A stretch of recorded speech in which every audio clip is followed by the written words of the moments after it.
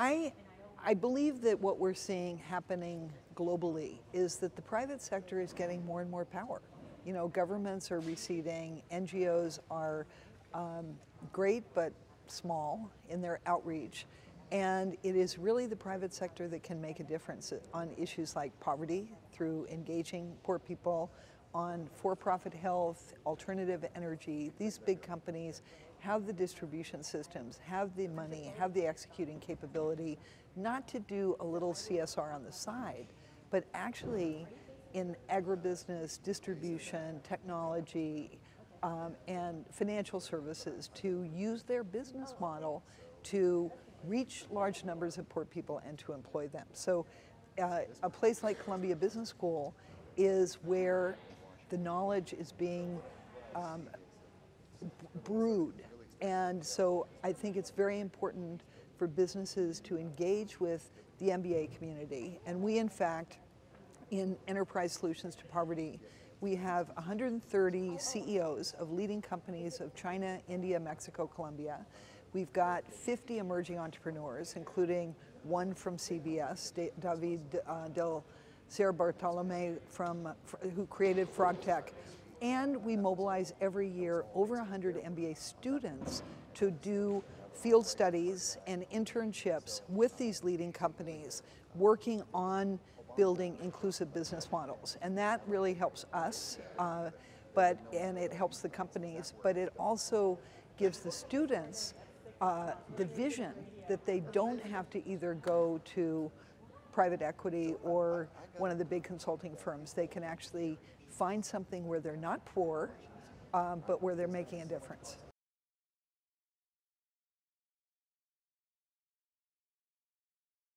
In emerging markets, in China, India, Colombia, Mexico, Brazil, Kenya, it's not even news. You know, I mean, it's putting a label on what they do because they know that if you're in farming in China and you don't know how to engage small farmers, you can't build a business.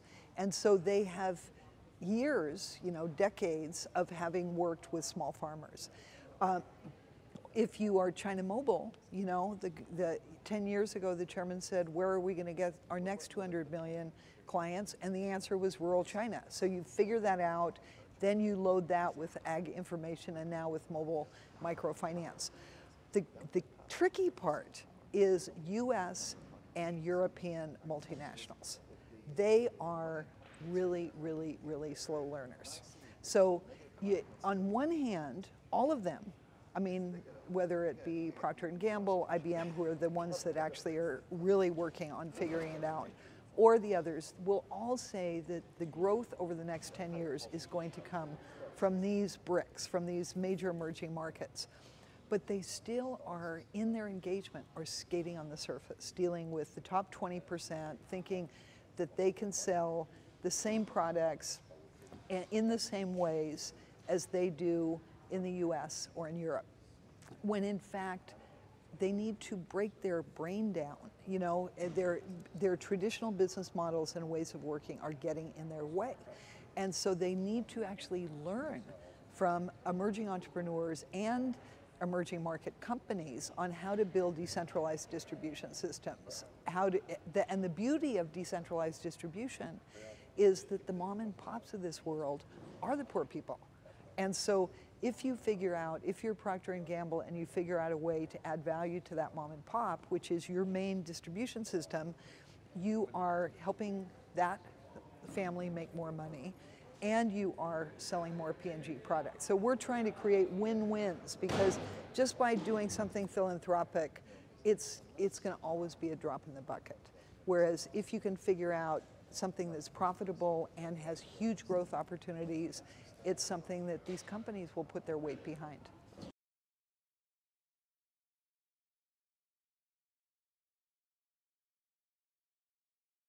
Through their bottom line. One of the things that you see on a lot of these social development reports that companies issue is there are no numbers, you know, and so they're all kind of fluffy, cute, and adorable. The companies that are actually doing it don't need to make a deal about it because their results speak for themselves. Now, that is a bit cute of me to say, because, you know, as Young Tao said, when he talked to the chairman of China Mobile 5 years ago about where the next 200 million clients going to come from, and said rural China, Young actually said, you know, you can promise your shareholders that you will double your revenue, you will double your profits, and you will double your market cap in 5 years with rural clients. You know, the chairman was probably smart enough to not promise that. And because, you know, when you enter, you don't know, because you've got to get a lot of things right and a lot of new things right. So often there is piloting. You know, with China Mobile, there's piloting now on mobile microfinance. And it might take them 2 years to get to their first 100,000 clients. But then it will take them 2 years to get to 10 million clients. And then it will take them 2 years to get to 100 million clients. So what we in Enterprise Solutions to Poverty do is we help cut that learning time, because you don't need to start from scratch. You know, what is so fascinating to me is, as I said here at CBS, whether you're talking about 1 million farmers, 1 million Avon ladies, or 1 million microfinance clients, the kinds of things you need to do have a lot in common. And you need to actually invest in understanding who poor people are and how they operate in their own informal sector economies. You need to build a direct connection.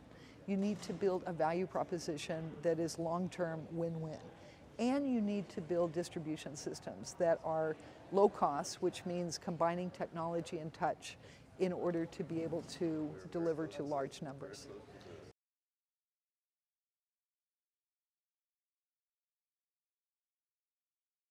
Because that's where the future business is. You know, if you are in an emerging market and don't get this, you are not going to succeed. I would put it, I mean, maybe if you're in steel, you know, we are not working in manufacturing, because we only want to work in those spaces that lend themselves to profitable and inclusive business strategies. But if you are in banking, if you are in health, education, energy, if you are in agribusiness, if you are in distribution of fast-moving consumer goods, it is, you know, one of the top fast-moving consumer goods companies said, our biggest asset is not our brands, it's our distribution system with mom and pops. You know, that's called getting it.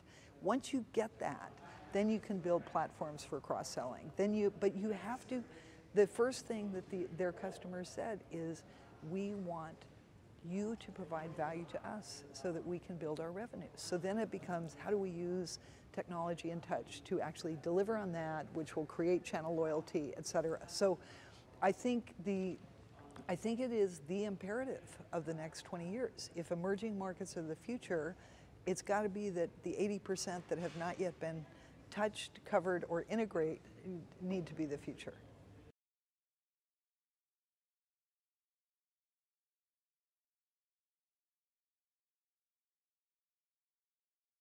Oh yeah, oh yeah.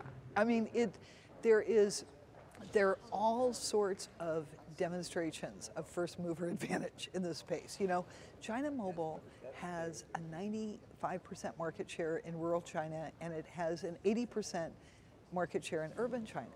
Why? Because they figured it out first. And so, you know, Unilever figured this out, and in India, and Procter & Gamble is now figuring it out. It's so when one is embedded, you know, ITC, this big agribusiness in India, you know, operating already with 4 million farmers in 40,000 villages, you know, they have the platform. So they can now offer it to consumer goods companies or microfinance institutions, and they're the ones that get to share in the margins, because trying to create your very own distribution system is very costly in this space.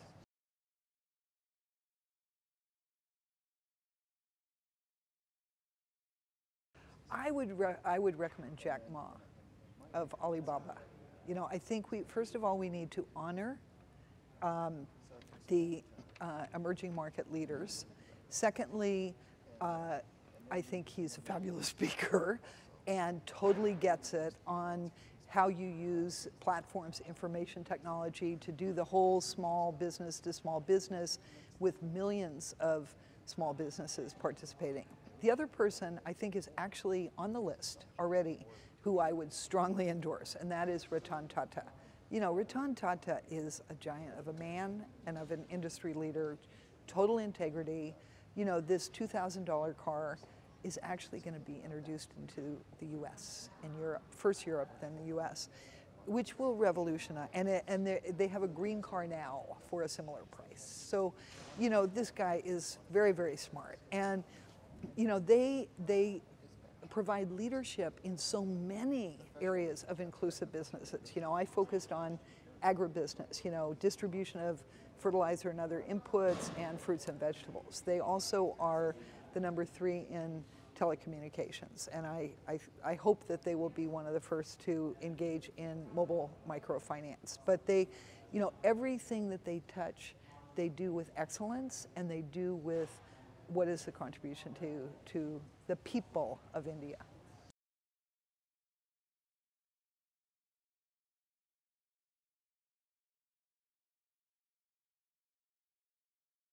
I have set up Enterprise Solutions to Poverty as a for-profit company because I think we need to mirror the companies that we're working with.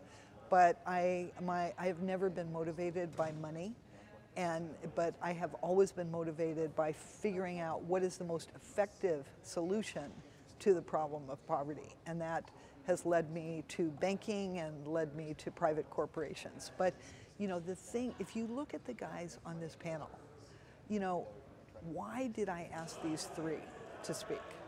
You know, it was because they are so good at what they do, but it is also because they have big hearts. They are generous of spirit. So Carlos, you know, is doing this pilot to build out value chain financing with small farmers with the specific intention of sharing it with his competitors. You know, you don't find that every day. You know, Young Tao, you know, when I said, you know, we're trying to pull off this big exchange between Indian and Chinese CEOs in agribusiness, and I don't think it's all ready a week before the event. He said, just, you know, come to my conference room, I'll give you a couple of young people, and we'll make it happen. You know, and Young, you know, when I first met him 2 years ago, didn't know anything about microfinance. Now he is the leader of our ESP microfinance group, is Mr. Microfinance, is Moving China Mobile. So these are people that are smart. They're not kind of do-gooders in a soft way. They are very deliberate, they're very visionary, and they are the people that know how to make profit and make a difference.